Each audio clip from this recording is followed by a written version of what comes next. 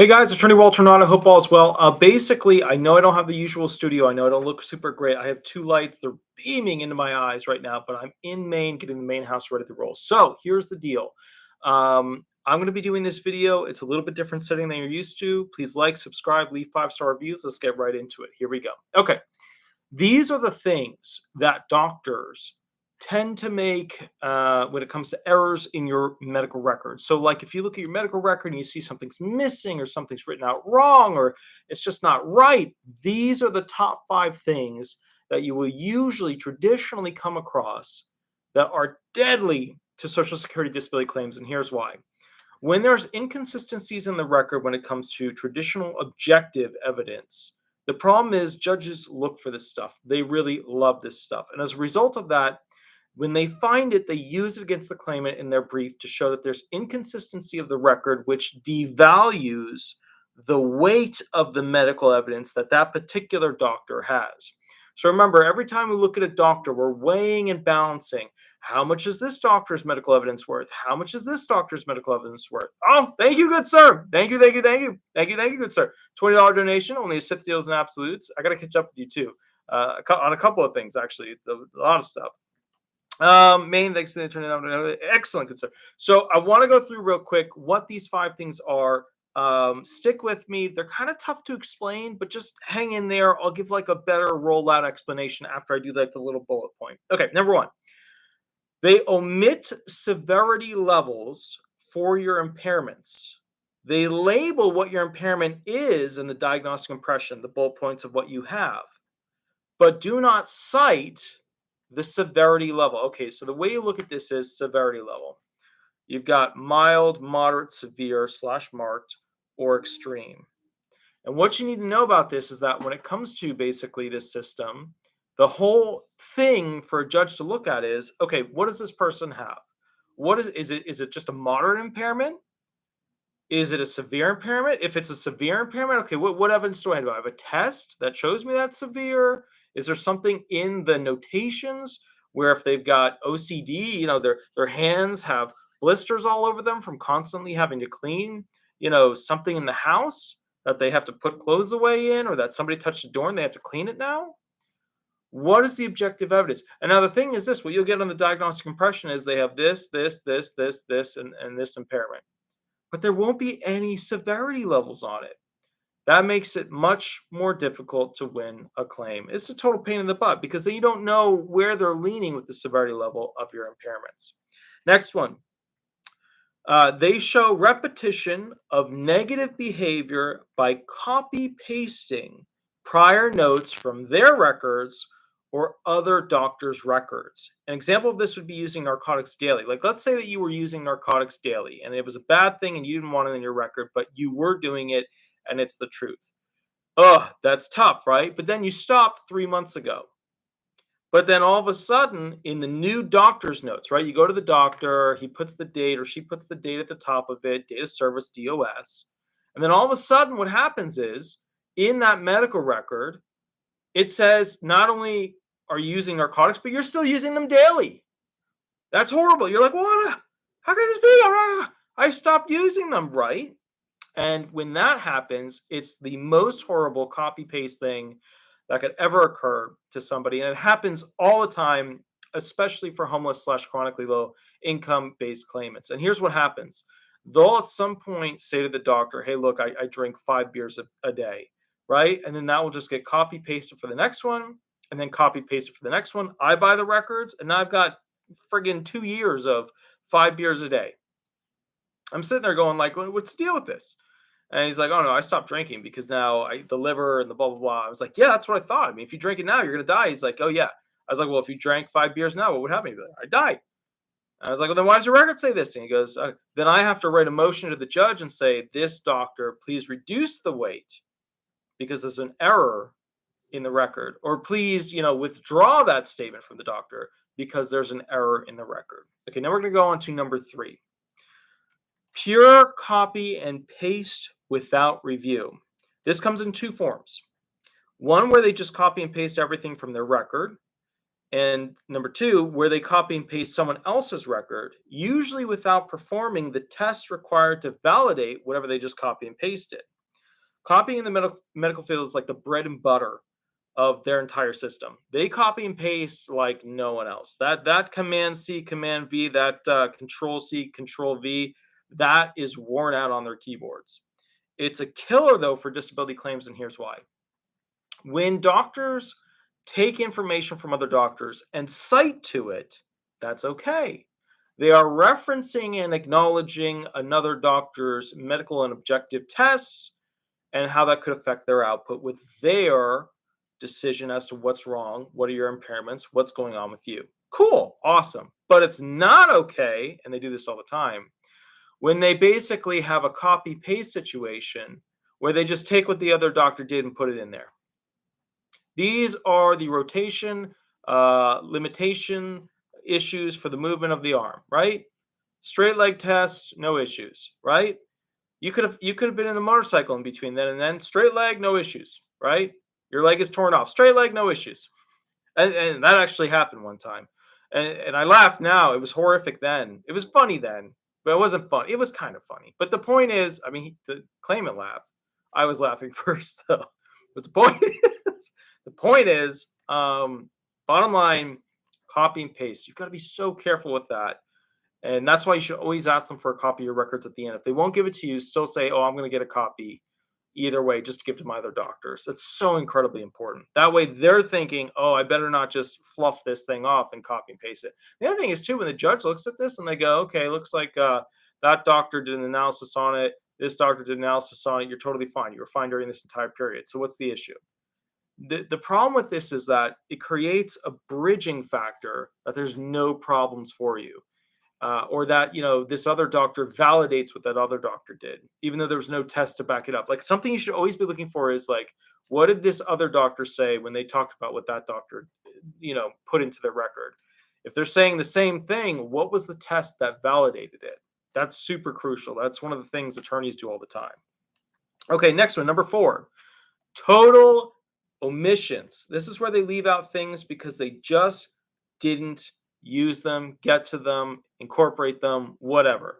A lot of you guys never realize how screwed up your medical records are when we go to the hearing and they're all exhibited and the briefs are written and the opening statements are written.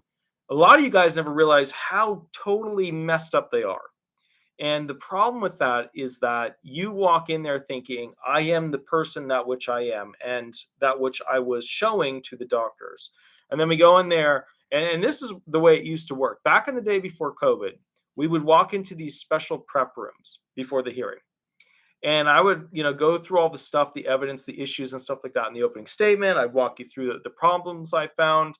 Most attorneys would never give out what are the problems with your claim, because they don't want to talk with you about that. I always give that to the person because they'll have a fit and then they'll find a solution in their brain as to how to fix a problem that wasn't correct in the record that we're all going by. Because remember, when we look at this thing, we don't always know what the de facto truth is. We know what the doctor said.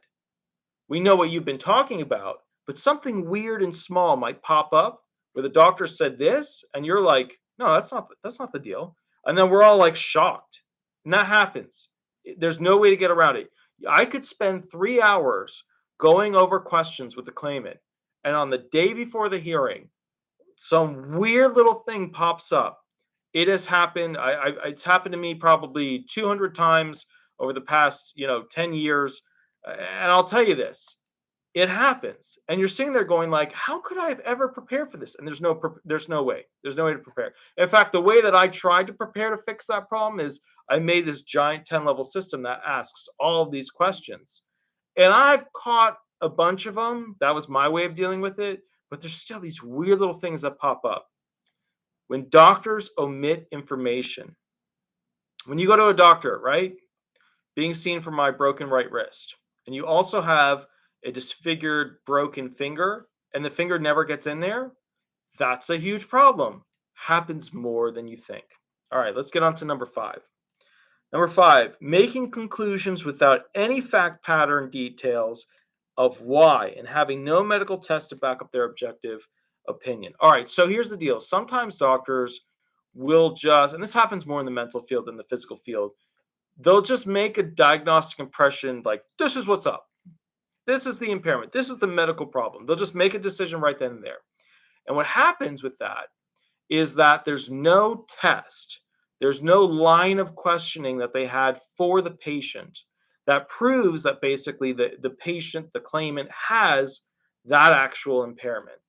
Normally, when you go to the doctor, you tell them your story, they ask you a bunch of questions, they'll do a couple question tests, and then boom, you've got some diagnostic impressions. Or they'll put you on a machine, you get an X-ray, an MRI, a CAT scan, whatever, and boom, you've got some diagnostic impressions.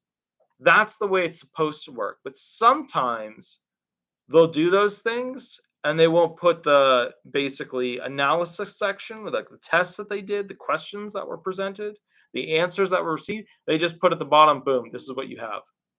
Or another thing that they do that I absolutely hate is they'll go, person has this by history, and then they don't go into it, and they're a doctor for it. Like there's this one of the things that doctors do that's kind of a little bit sleazy is they'll go ahead and basically write in, this is, by history, by patient's report, right? And then, or have a little section that says like history of, prior impairments. And then they don't do an analysis on them when they're a doctor specifically for them. And then the frustrating thing about it is that you look at it and you're just like, this would have been a golden opportunity to go into detail as to how that person has that, but they don't. They don't. A lot of times they don't. So there's so many things that can frustrate the heck out of me. Let me go through. I'm just going to summarize them one more time for you guys. Howdy, Patrick Hardy. Howdy, Maven, Foxy Dog, Linda Soto, K Guardian. Howdy, Fasting Star Channel. Howdy, Mike. Howdy, howdy. I'm going to go through them real quick and just summarize them, and then we're going to do one more video, and then I've actually got to go carpet clean this house because it's never been carpet cleaned over the 35 years that my family has owned it. All right, here we go. Here are the 5 things. Number 1, doctors will usually omit severity levels of your impairments. So in the diagnostic impression, they won't put mild, moderate, severe, extreme. They'll just put the impairment. That frustrates the heckaroo out of me. Number 2, they show repetition of negative behavior by copying and pasting prior notes from either their record or other doctors' notes. You'll say to your doctor 6 months ago, oh, yeah, I was using, this particular narcotic or that particular narcotic. You'll put that on the record. That'll be the testimony that you present, right?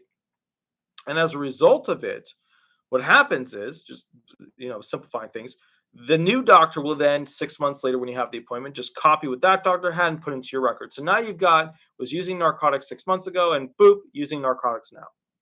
Horrible, hurts disability claims beyond your imagination. It just drives me up the wall. Number 3, pure copy and paste without review. This comes in 2 forms. Either they copy and paste their stuff or they copy and paste other doctors' stuff. It doesn't have to be essentially something where it was a negative. It could just be anything. It could be like they copy and paste the results of something they were working on, and as a result of that, there's no test to back it up. So now they're validating on a new DOS, date of service, your particular impairment that you did back in the day without having something to back it up, which then makes it, the weight of the evidence definitely decreases as to what that doctor's evidence is worth. Number 4, total omissions. It's where they just leave something out from your record. Happens all the time. Number 5, making conclusions without any fact pattern details as to why. So this is even worse than the one where they don't have a test. This is like where they don't put anything in. It's where they don't have a fact pattern where they talk to you about, basics. How was your day? What happened? What did you feel? What was the pain that, existed in your body? Which brings me to kind of my final point with this whole thing. And the prior video I did was the 5 things you should do to basically go ahead and make sure that the doctors consistently give accurate medical records for you. That was the prior video. I want you guys to understand, when you apply for disability benefits, a lot of you, and it is more often the mental impairment claimants who are chronically homeless, that have the biggest problem with this. This is the biggest problem.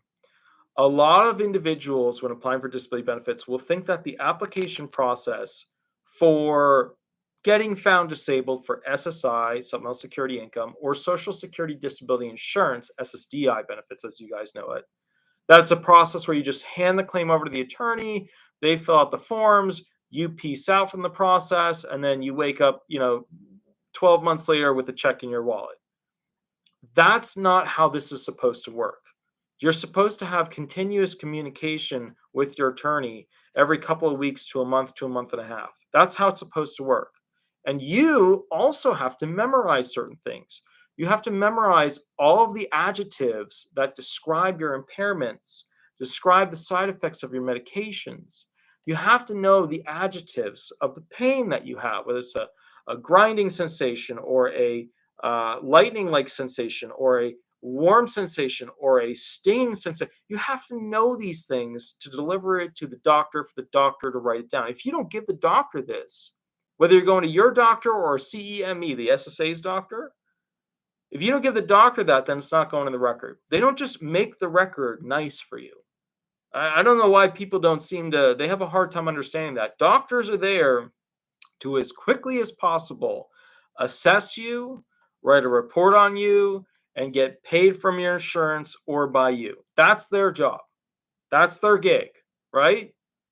So just understand they're not there to make your record as beautiful as it can be for a disability application process. And I just feel like I had to put that out there because a lot of people don't get it. All right. Anyways, guys, I will catch you a little bit later. You have an absolutely wonderful night. I'm going to be doing one more video, and then I got to work on basically carpet cleaning the whole house up here. So I will catch you a little bit later. Have fun, and thank you so much. All right. Bye-bye, guys. Bye-bye.